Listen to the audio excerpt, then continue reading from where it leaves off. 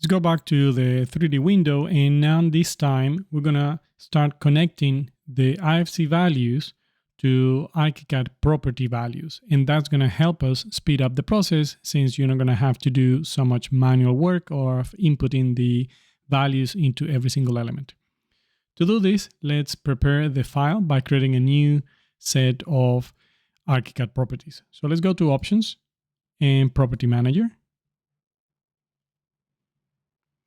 And then from here, let's select the first one on the top left.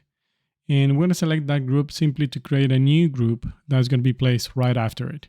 So select that and then go down here and click on New. On this other interface, instead of creating a new property, let's create a new group, and we're going to call this Zig for the Zigurat properties.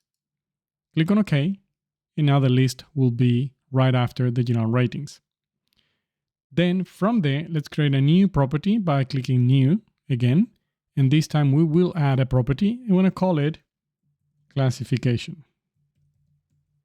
Again, this is not a great example since reference classifications have their own place in the IFC schema, but we're going to use this as an example.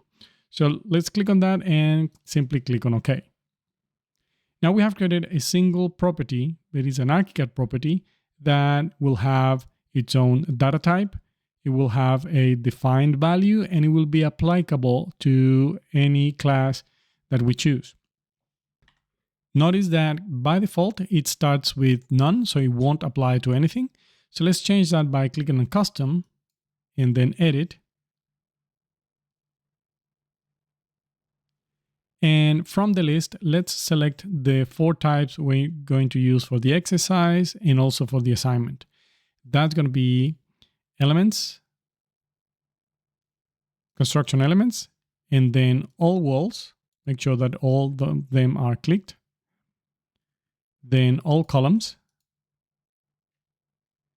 all beams, and all slabs. Once you have done, click on OK. Now, what we have created is a single ArchiCAD property, empty, with an empty value for now, that will apply to those elements.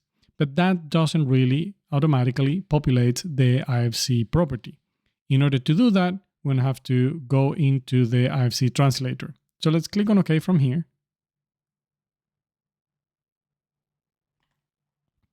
And now let's go to the IFC translators under File, Interoperability IFC, and IFC Translators.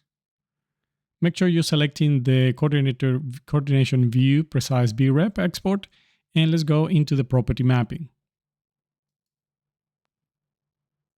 Go and map IFC properties for export.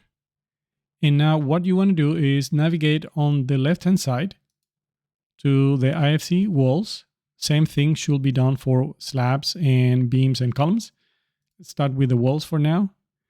And go to the current Zigurat properties. Use the classification for now. And from there, create a new rule, which is going to connect the IFC property value with the ArchiCAD property value based on the rule. Now that rule will need content. So let's click on Add Content. And from the list, type Classification. So from here, you have the standard classifications, but also you'll have the Zigurat classification. You'll see there from the group Zig and the name classification. So we just click on Add. And now whatever is populated in that field will pass into the IFC property value. Let's click on OK, and OK, and OK again. So let's make sure you do the same thing for IFC slabs, IFC columns, and IFC beams.